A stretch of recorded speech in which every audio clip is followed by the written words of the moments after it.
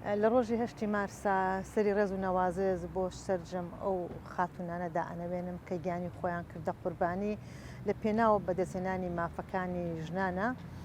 و هەروەها لەم ڕۆژەیە پیرۆزبایی لە ژنانی ئازا و تێکۆشەرەکەم کە هەمیشە لە هەوڵی ئەوەدا بوون کە بتوانن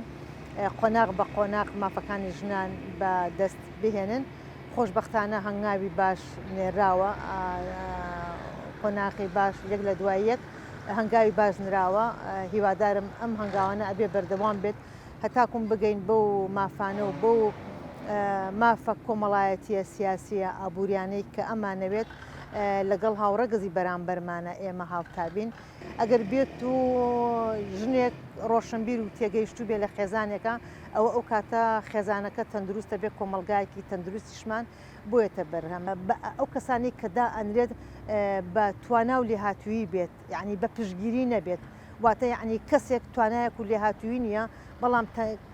شخصێک پشگیری ئەکات بچێتە ئەوێ. پێویستە ئەو کەسە ئەزمموی باشی هەبێت. بەڕاستی بەڕای من وەکو کوێستان کە تەجروبەیەکی سیاسی ئیداری ڕێکخراوەیمەیە، هیچ شتێک بەقەدەر ئەوە گرنگ نییە کاتێکە لە هەر بوارێکی ئیداریە سەرکەوتوبی بەپی ئەوەی خزمەت و ئەزمونت هەبێت. ڕاستە شەهادە خۆی بۆ خۆی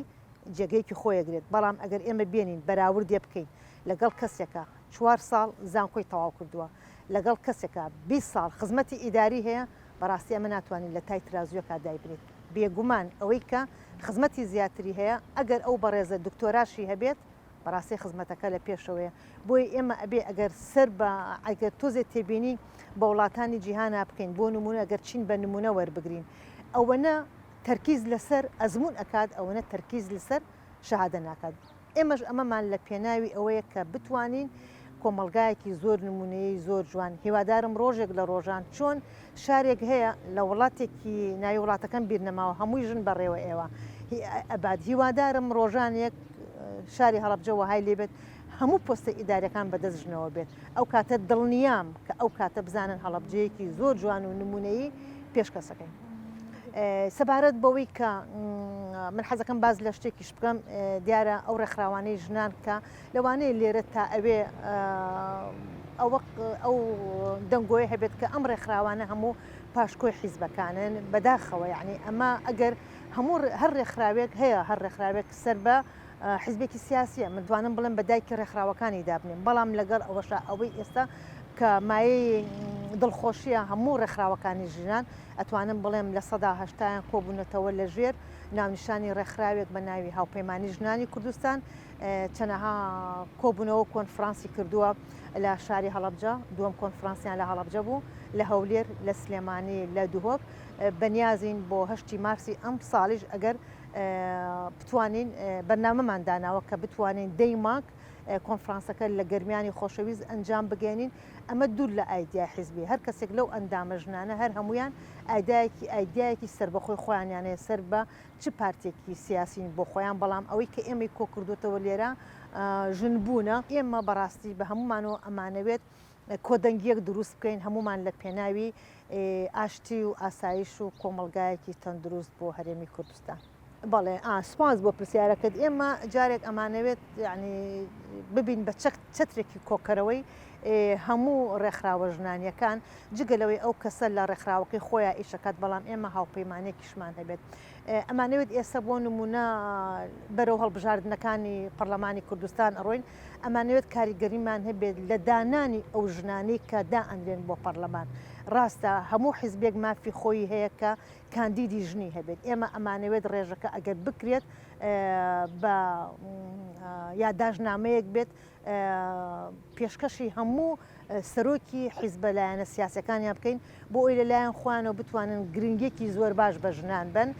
و هەروەها ئەو ژنانەشی کە هەڵ ئەبژێرن بەڕاستی وەکو پێشتر باسم کرد ژنانی کەفوو و بەتوانە و مەیدانی بن، بەس تەنها بۆ ئەوە نەبێ ببن بە ئەندام پەرلەمان بەداخەوە وەکو لە زۆربەی بۆ پیاوەکانیش و چ بۆ ژنەکانیش ئەمە واردە کاتێکە ئەبن بە ئەندام پەرلەمان بەداخەوە زۆر لە هاوڵاتیان کە ئەڵێن جوابی نامە نایانەوە، جوابی تەلەفۆن نایانەوە. بۆی ئێمە ئەو کەسی کە ئەبێ بە ئەندامی پەرلەمان نوێنەری ئەو چین و توێژەی کۆمەلگایە ئەبێت کە پێویستیان پیانە دەنگیان بگات ئێمە هەنگاوی ئەم هەنگاوی ئێستامان بۆ ئەوەیە بتوانیت چۆن خۆمان کۆبکەنەوە لەو کۆنفرانسەیە بزانێت چ ژنان چ بەرنمەیەکیان پێ ئێمە دائیمەن کە کۆبوونەوەش ئەەکەین لە هەر شارێک و لە هەر شوێنێک مەسەلا پێمان خۆشە گوێ لە هەموو ژنان بگرین گوێ لە هەموو ژنانی پارێزگاکانی هەرێمی کوردستان بگرین ئەو کاتە ئەتوانین کۆنفرانسێکی گەورەی بۆ بکەین هەموو یاداشتەکان بخینە بەرچاو ئێمە نزیکەی 2 ساڵە دروست بووین بەڵام لە ماوەی ئەم 2 ساڵەیە توانیمانە هەنگاوی باش بنین ئەگەرچی بیرۆکەکە هی 2-3 ساڵە بەڵام ئەوەی کە ئێستا خەریکی داڕشتنی پەیڕە و پرۆگرامین و دەرهێنانی مۆڵەتین هەمووی تقریبا نزیکەی 2 ساڵە بە شێوەیەکی فەرمی کار و چالاکیەکانمان کۆ کردوێتەوە بە هیوام زۆربەی ئەو ڕێکخراوە ژنانیانەی کە لە دەرەوەی هاوپەیمانین بەشداری بکەن لە هاوپەیمانی ژنانی کوردستان ئێمە بە جیاوازی ئایدیاوە جوانین بە بۆچوونی جیاوازەوە جوانین بتوانین هەموو گوێ لە یەکتری بگرین هەمومان یەکتریمان قوبوڵ بێت من شتێک لەوانەوە فێرە بن ئەوان بە هەمانجا من یعنی ئەم ماوەی کە بەڕاستی ماوەی 2 ساڵە کە چۆن کۆبوونەوەمان کردووە کەسایەتی ژنی زۆر جوانم ناسیەوە ئەتوانم بڵێم ژنی زۆر باشیان لێەوە فێر بووم بۆ کۆبوونەوە مەسەلا هەموو شار و شارشکان کە ئەڕۆین بە کولتور و بە ئەو شوێنە ئاشنابین یعنی بەڕاستی ناکرێت ئێمە لە هەرێمی کوردستانە ئەژین هەتاکوم ئێستا مەسەلا نەمانتوانی بێت لە شاری دووەکی خۆشەویست ئاشنابین بیان بینین لە نزیکەوە یاخۆ ئەوان بە هەمان شێوە کە هاتن هەڵەبجە زۆر زۆریان پێخۆش بوو لەبەرەوە ئەمە لە ڕووی پەیوەندی کۆمەڵایەتەکانەوە کارێکی گرنگەوە لە ڕووی پەیوەندی تێگەیشتنی و بیری ڕۆشنبیریش بۆ خۆمان گرنگە هەر خاتونێکی گەنج کە مەراحلەکانی ژیان ئەبڕێ قۆناغ بە قۆناغ ئەگاتە پۆستێک ئەوەی کە من وەکو تەجروبەی خۆمم کردبێت باوەڕی بەخۆی هەبێت یعنی کە باوەڕی بەخۆی هەبوو بەڕاستی ڕاستە کێشە و گرفت و ململانی هەیە ململانی سیاسی هەیە ئیداری هەیە کۆمەڵایەتی هەیە ئەگەر تۆ باوەڕت بەخۆ هەبوو بە دڵنیایەوە هەرسێ ململانیەکان تی ئەپەڕێنیت ڕاستگۆش بی لە کارەکەتا دەست پاک بیت داوێن پاک بیت ینی ئەمانە هەمووی هۆکارە بۆ سەرکەوتنی خاتونێک کە بێ بە لیدەر ببێ بە قیادی هیوادارم هەموو ئەو خاتونانێک کە لە بەرنامانێکێک لەوانە کە بەڕێستی هیوادارم لە بەرزترین پلە و پۆستا پتان بینم شانازیتان پێوەکەم سپاس بۆ ئێوە